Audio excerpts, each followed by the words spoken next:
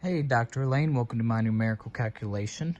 Got you a little diagram of the problem here, all the givens, and what we're finding, these three t's. And before we can find the position and velocity, we need the net force. We also need the initial momentum and the final momentum. So that's all right here. And then to find those, we got these here.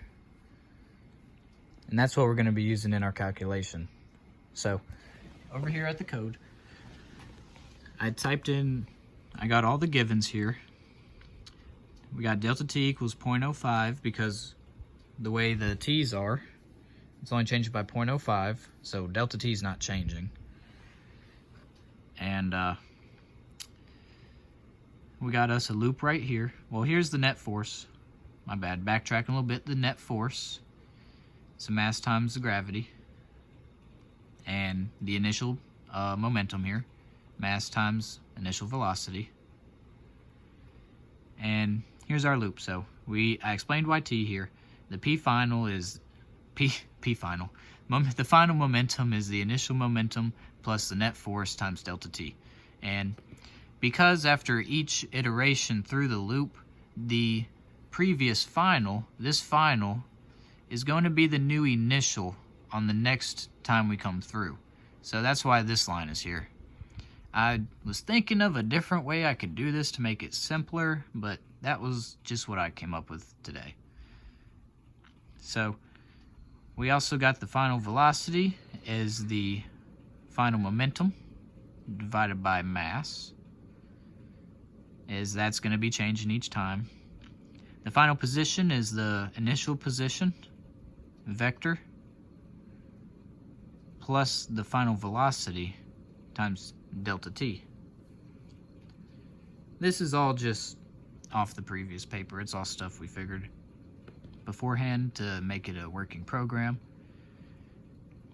And the position is this is just like previous here. It's going to be changing.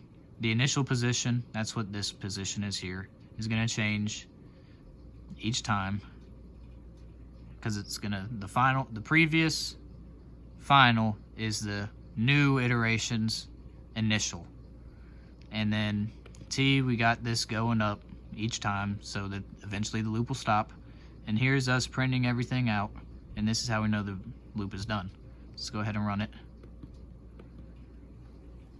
Let's see what we got. Sorry about the screen doing that. I don't know. I don't have a mic, so I had to just use my phone here.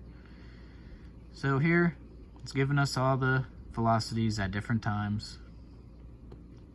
At 0.05, 0.1, 0.15, that's what we asked for, and then we're finished. So another cool thing we could do is if I wanted to know the time when it hits the ground, I could make delta t a little smaller, not too small because we're not using a supercomputer here. But while the position vector, the y position, is greater than or equal to 0. So now it'll stop once the y position is 0. That's how we'll know when it hit the ground. Also know the velocity and the position. Oh, I don't know if you got to see that. Well, you also know the velocity and the position at the time right when it hits the ground too. So let's go ahead and run that. We'll see the time.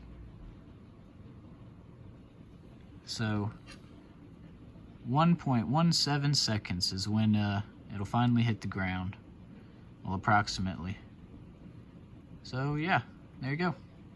Oh, that took a little longer, my bad.